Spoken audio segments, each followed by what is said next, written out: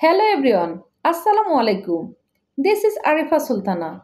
I am here with another topic.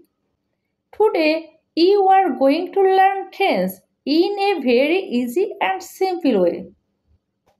Dear learners, আমরা দৈনন্দিন জীবনে দুই ধরনের কথা বলে থাকি বা বাক্য ব্যবহার করি। এক ধরনের কথা দ্বারা কোনো কাজের চলমান অবস্থা বোঝায় এবং অন্য ধরনের বাক্য বা কথা দ্বারা ভার্ব চলমান না এমন অবস্থা বোঝায়। এই দিক থেকে টেন্সকে দুভাগে ভাগ করা হয়েছে। যেমন progressive tense and non progressive tense.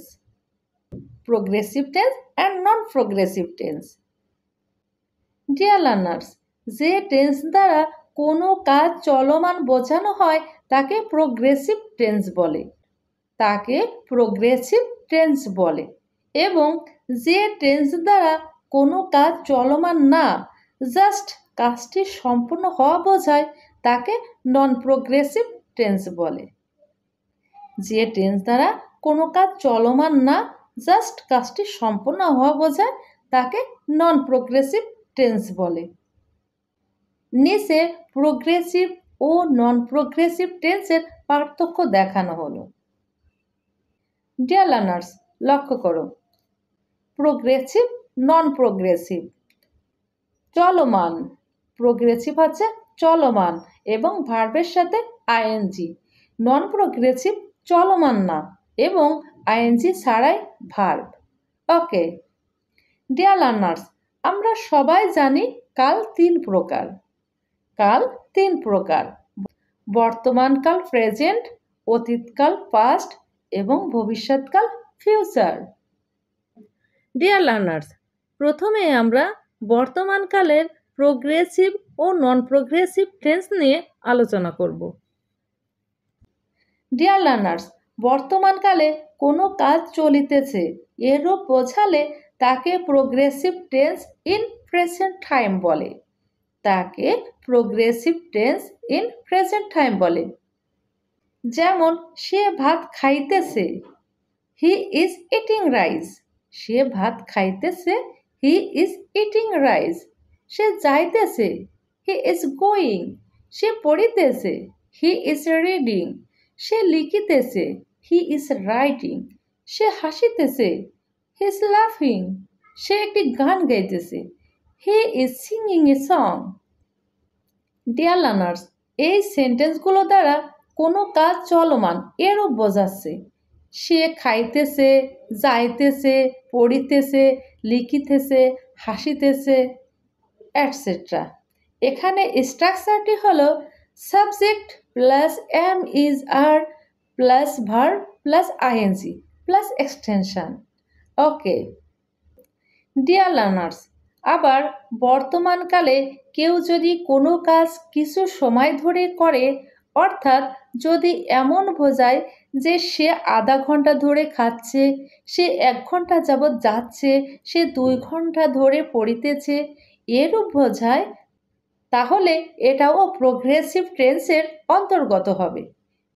সেক্ষেত্রে শুধু টাইম অর্থাৎ point of time and period of time এর উল্লেখ থাকবে।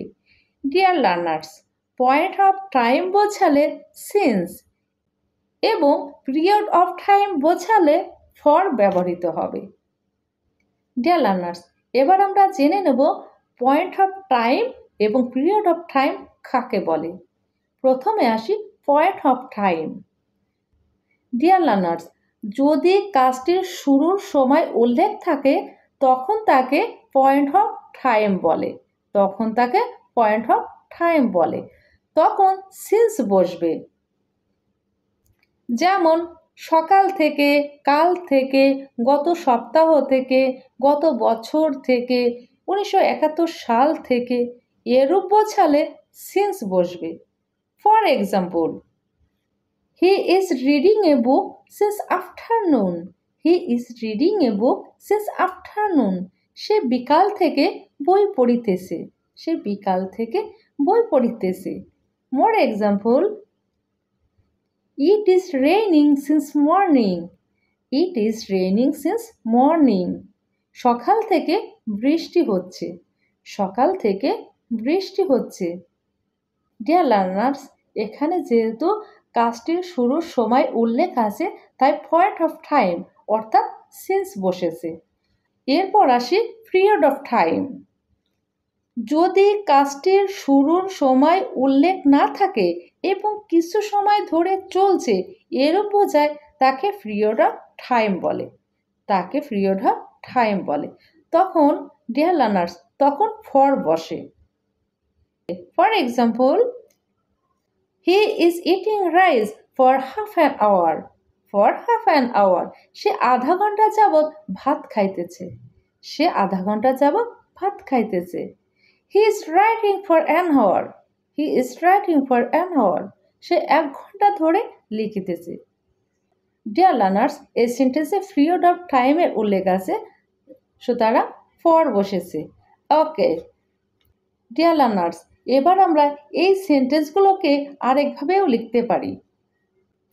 যেমন যেখানে he is eating rice for half an hour লিখেছি, সেখানে আমরা লিখতে পারি he has been eating rice for half an hour.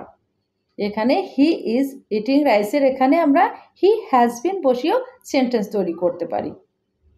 আবার it is raining since morning না লিখে it has been raining since morning এভাবেও আমরা লিখতে পারি। এভাবে লিখলেও সেন্টেন্স কারেক্ট হবে। ডিয়ার লার্নার্স, লক্ষ্য করো এখানে একটি বিষয় স্পষ্ট। যখন আমরা বলছি যে সে 2 ঘন্টা যাবৎ বইটি পড়িতেছে, এখানে আর বোঝাতে বাকি নেই যে সে পূর্বেই পড়া শুরু করিয়াছে। আবার সকাল থেকে বৃষ্টি হচ্ছে বললে স্পষ্টই বোঝা যাচ্ছে কাজটি পূর্বে অর্থাৎ অতীতে শুরু হয়ে এখনও চলছে।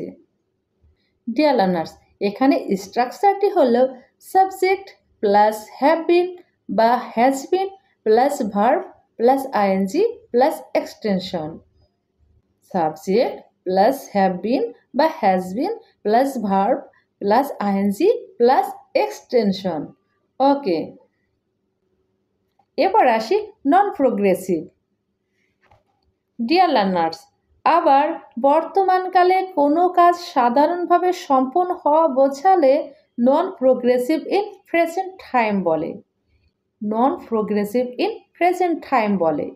এখানে কাজটি চলমান বোঝাবে না, অর্থাৎ কাজটি হয় বা হইয়াছে এরূপ বোঝাবে এবং ভার্বের সাথে আইএনজি হবে না।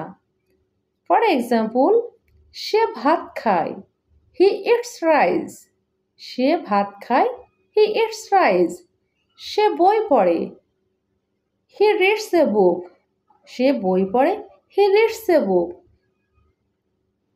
সে খেলা করে, হি প্লেস। সে খেলা করে, হি প্লেস।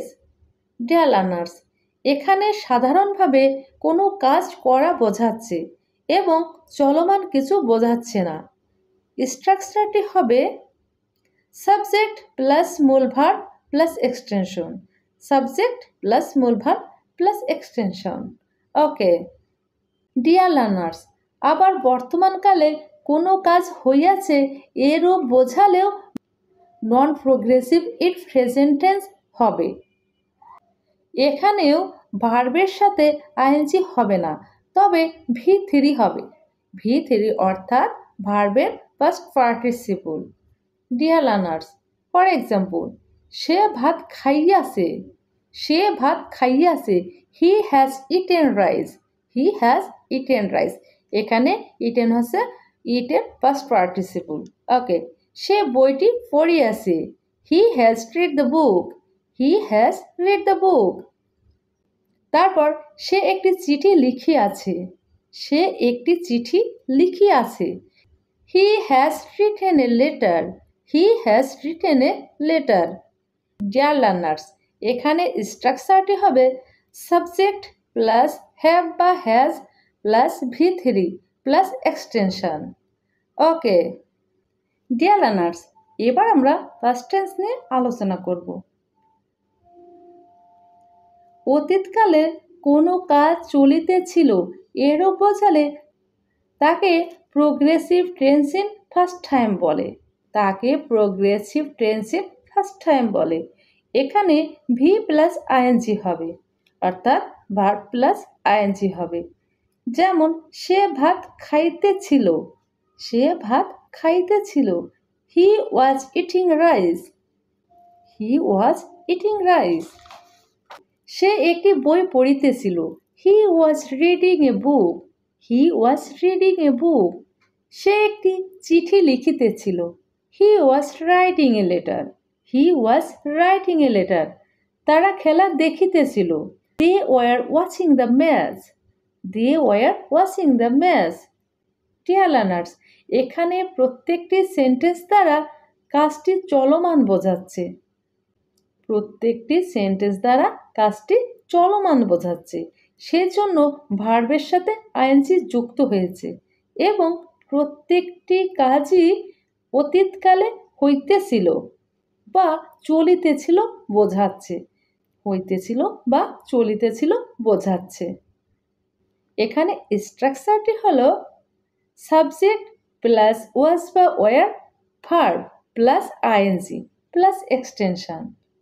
ডিয়ার লার্নার্স, উপরের সেন্টেন্সগুলোতে আবার হ্যাড বিন ব্যবহার করেও লেখা যায়। সেক্ষেত্রে শুধুমাত্র ওয়াজ বা ওয়ারের স্থানে হ্যাড বিন বসালেই চলবে। হ্যাড বিন বসালে বাংলা অর্থের কোনো পরিবর্তন হয় না। যেমন he had been eating rice, সে ভাত খাইতেছিল। He had been eating rice, সে ভাত খাইতেছিল। ওকে ডিয়ার লার্নার্স, এই টেন্সে দুটি কাজেরও উল্লেখ থাকে। যেমন আমি আসার পূর্বে সে ভাত খাইতেছিল, আমি আসার পূর্বে সে ভাত খাইতেছিল। He was eating rice before I came, he was eating rice before I came. অনুরূপভাবে he had been eating rice before I came, he had been eating rice before I came. এখানে স্ট্রাকচারটি হলো subject plus had been plus verb plus ING plus extension. Okay dear learners, আজকের ক্লাসে আমরা আলোচনা করলাম বর্তমান কালের প্রোগ্রেসিভ অ্যান্ড নন প্রোগ্রেসিভ এবং অতীতকালের শুধু প্রোগ্রেসিভ টেন্স নিয়ে। ডিয়ার লার্নার্স, আগামী ক্লাসে আমরা আলোচনা করব non progressive in first time ও progressive or non progressive in future time নিয়ে। ওকে ডিয়ার লার্নার্স, আজ এই পর্যন্ত।